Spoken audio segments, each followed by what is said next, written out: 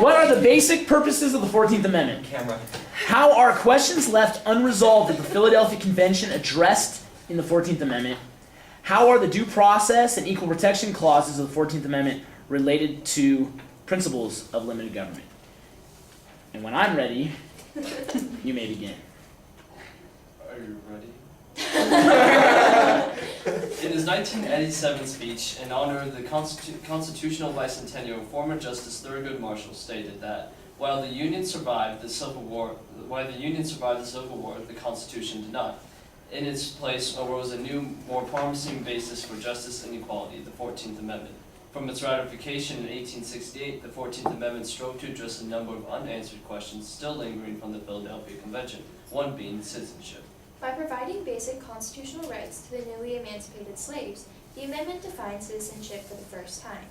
In addition, the inclusion of the due process and equal protection clauses placed yet another check on the capability of the government, ultimately extending the intentions of the framers. James Madison observed in his notes for the Philadelphia Convention that the group thought it wrong to admit in the Constitution the idea that there could be property in men. Though many founders refused to acknowledge their peculiar institution, the issue still proved divisive enough for slaves to be demoted to 3/5 of a person in Article 1, Section 3. This was done in an effort to prevent the destruction of a tenuous union in its infancy. Despite these measures, however, the issue of slavery would not be resolved until a century later by the Civil War. Directly following the war, the 13th Amendment was ratified, but it became quickly apparent that this would not be enough to settle the issue of slavery.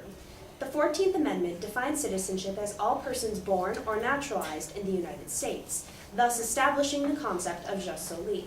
In defining who could be a citizen, the writers of the 14th Amendment attempted to return the nation to the passionate resolve, stop it, Michael, of the Declaration of Independence. For if all men are created equal, then there is no justification in the denial of citizenship to any person. A far more dangerous question left unanswered regarded the relationship between states and federal government. Following the Revolution, the founders feared the tyranny of an absolute monarchy, resulting in the formation of a loose confederation of sovereign states under the Articles of Confederation. The Constitution attempted to resolve this issue by revising the Articles, but a series of crises during the 19th century demonstrated how ill-defined the early federal system truly was. The Virginia-Kentucky resolutions clearly indicated the overabundant power vested in the states in early America, while Andrew Jackson's later declaration that the Union must be preserved and Abraham Lincoln's decision to go to war with the Confederates demonstrated the potentially ruinous consequences of this. The wording of the 14th Amendment helped to resolve this debate by specifically including states in its provisions. Chapter 39 of the Magna Carta stated that no free man shall be captured or imprisoned except by the lawful judgment of his peers or by the law of the land. These sentiments were directly reflected in the Fifth Amendment, as well as later in the Due Process Clause of the 14th Amendment. The clause provided a further check on the government's capability to deprive any person of life, liberty, and property, and limited its power over the individual. In addition, case law following the 14th Amendment further distributed power away from state governments. Despite showing a propensity for ruling in favor of states' rights in cases such as Barron v. Baltimore, the Supreme Court eventually flipped and established incorporation in the case Gillow v. New York. This process ensured that guaranteed rights embedded within the Bill of Rights could be extended to the states through the use of the Due Process Clause. Similarly, the Equal Protection Clause found its roots in natural rights philosophy and the rule of laws expressed in the writings of political philosopher John Locke. The Equal Protection Clause specifically forced the government to treat each individual as equal before the law and the legislature. More recently, many gay rights advocates cite the Equal Protection Clause as a reason that gay marriage is legally feasible, and believe that marriage must fall under the jurisdiction of equal protection of the laws. The Due Process and Equal Protection Clauses ultimately ensured that the government did not have the capability to overstep the rights of an individual, an idea that has been held dear throughout the history of our nation. Justice William O. Douglas once said, "No patent medicine was ever put to wider and more varied use than the 14th Amendment." This was largely due to the nature of the amendment, not only as a solution to the immediate issues presented by the Civil War and the unanswered questions from the Philadelphia Convention, but also in the amount that it has shaped the great American experiment. Thank you. Should we change or amend the Constitution to fix the wording of natural-born citizen in the light of the new policy issue of immigration, and particularly illegal immigration? Well, I'd say with the recent DREAM Act, it is being gradually changed because these people are being allowed to stay here despite the fact that they're not following the just elite concept. I would have to disagree with my colleague. I think there needs to be taken a much more definite action towards amending the Constitution so it doesn't create that kind of loophole. The idea of birthright tourism is the idea that people will come to this country specifically to have a baby here, called an anchor baby, that will ultimately make it so they too can become citizens, ultimately, instead of going through the much more difficult process of naturalization. What we need to do as a country is focus on making sure that that process of naturalization is the process that people go through to become citizens, not just having a child within our borders.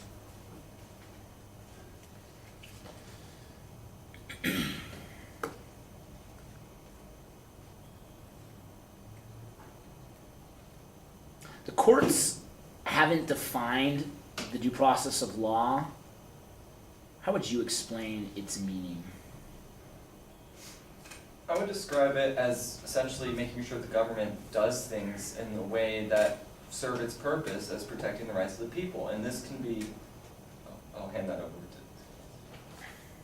To me, the due process clause will make sure that the government does not infringe upon your life, liberty, and property, and that it will not be taken away from you.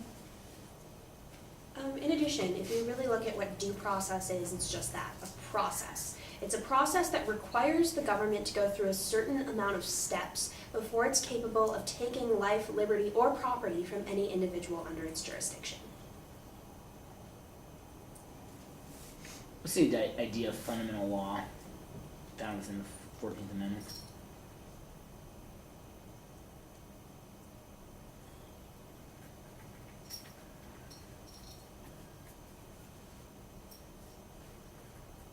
I don't know. Okay. The first lesson we did this year. Go back and look at it. Okay. You guys talked about the Equal Protection Clause in the Constitution. Does the Equal Protection Clause of the Constitution promote the idea equality of opportunity, or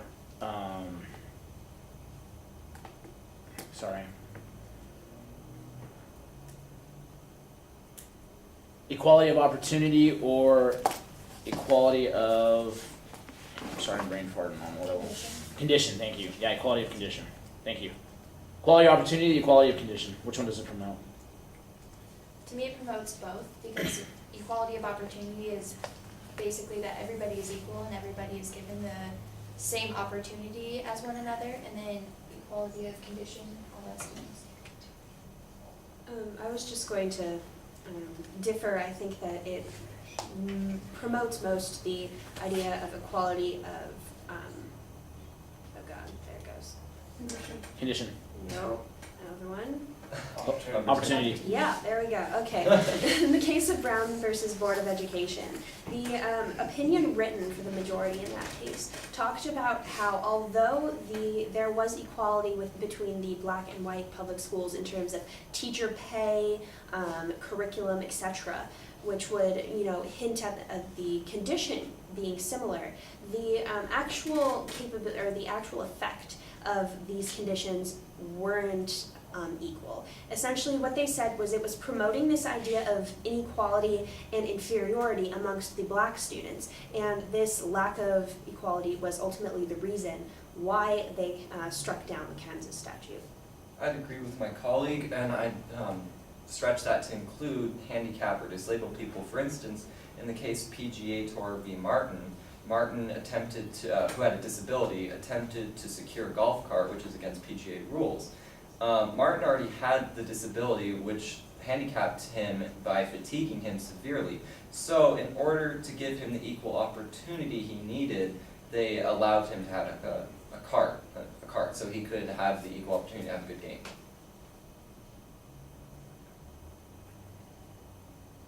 Maryland has a much better educational system than the state of Nevada, and that is proven through many different statistics. Maryland is number 2 in the country in funding. Nevada ranks between 45th and 50th. Does the Equal Protection Clause of the Constitution imply that states should provide equality of education amongst each other? Well, personally, I see your education as being what you make of it. I don't necessarily believe that the government should have to provide that. For instance, I'm taking this class, and this is probably most likely on par with what I could take in Maryland. So, and then I'm going out and I'm serving my civic responsibility. I see that that is me making my own education, no matter what Nevada is ranked. Furthermore, it's kind of ridiculous to ask each and every state to provide the same amount of funding.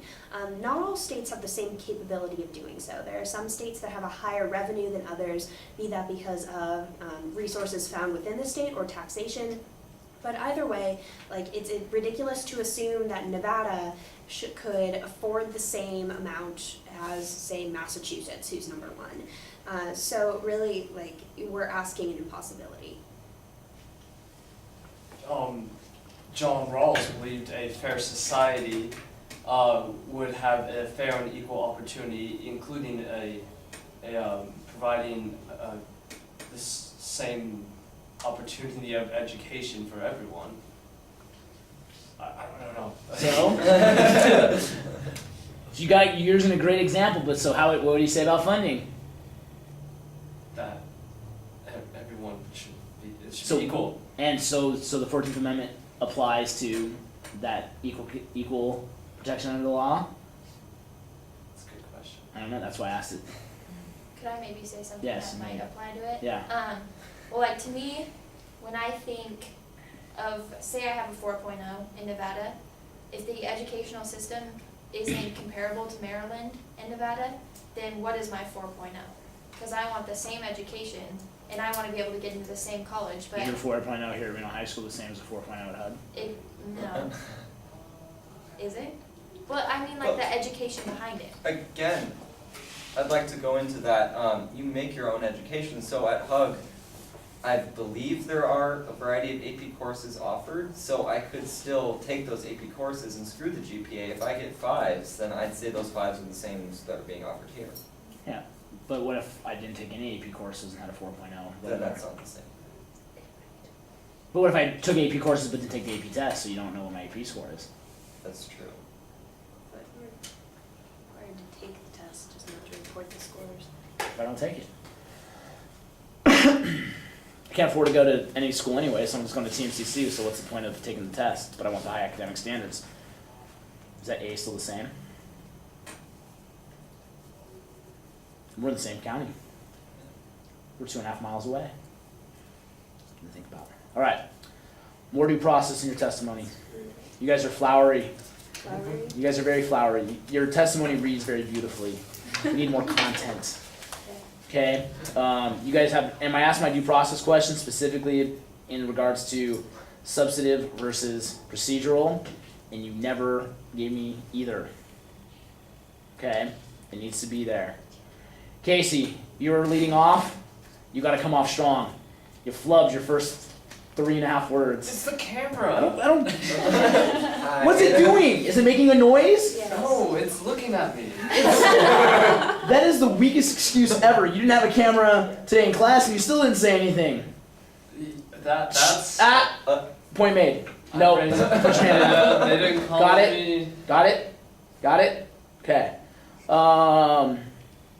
We're gonna get Shelley Berkeley to come in here and stare at you John with Scott. those crazy eyes. Oh, change. Christina, there's certain periods and sentences in your sentence that you need to use. They're not suggestions. All right. The last quote from William O. Douglas. When did he say it? What's the context of his quote? Is it a speech? Is it a decision? Give it, okay? And then your conclusion is long. We can cut your conclusion. You guys are at 4:12. Cut the whole thing? No, but just it's wordy. You guys reiterate so much stuff. Knock it off. Sorry. I'm done with it. Sorry. Is marriage a fundamental law? Fundamental right? Is it a fundamental law? It's fundamental right, same thing. Well, you asked Loving v. Virginia what it is. That was my question. It's fundamental right. How's it fall? Or fundamental law? What does it fall underneath? 14th Amendment? The 14th Amendment? Well, under Loving v. Virginia, Okay, so Loving v. Virginia says it's fundamental, Yeah. right? What else, whether laws are fundamental? Or whether rights are fundamental? life, liberty, property. What cases said those? You need to find out everything that's fundamental. Is education fundamental? Yeah, you No, can. it's not.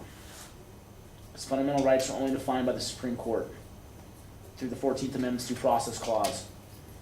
14th Amendment's due process clause didn't define them as fundamental. They're not fundamental. And education is a fundamental privilege by Plyer versus Doe, not a fundamental education, or fundamental right. Because it's a fundamental right, then how is that different? This is something you need to know. So could you say that with the process of incorporation, is that necessarily saying that these rights are fundamental? Absolutely. Okay. That's what defines it as making it fundamental. Okay, so most of them Most. that have been incorporated would be fundamental. Correct. So the right to bear arms, okay. Correct. It's a fundamental right. The court will be deliberate in saying it. Okay? Fundamental rights you gotta look up. Quality of opportunity, equality of condition is controversial. Alright? It's definitely an answer either way. You gotta talk about affirmative action in that idea, something you didn't bring up. Talk about the idea of classical republicanism in that, and the fact that education is providing equality of condition and equality of opportunity in both regards. But I'm not giving you money to go to school, but you're still hopefully getting an education so that you can improve your condition and also improve your opportunities. Now, is being smart gonna make you rich? Not necessarily. Not necessarily, but it's gonna provide you with the opportunities of those conditions, or provide for that condition to be at least semi-equal based on where you live. And that goes in the question of education.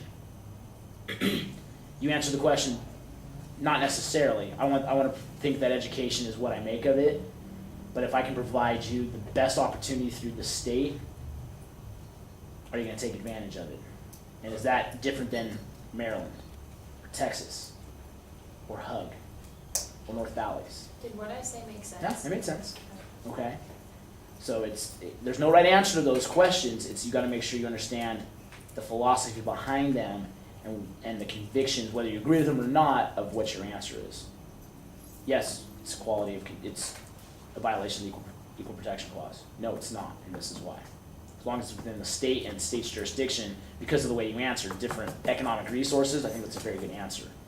Some people say, I don't care if it's economic resources or not. I want my A to mean the same here as it does in Maryland, because even though they have a better education system. And that's a proper answer based on that idea of equality of opportunity later on. And so there's no wrong answer to that. Okay? Questions you have? What specifically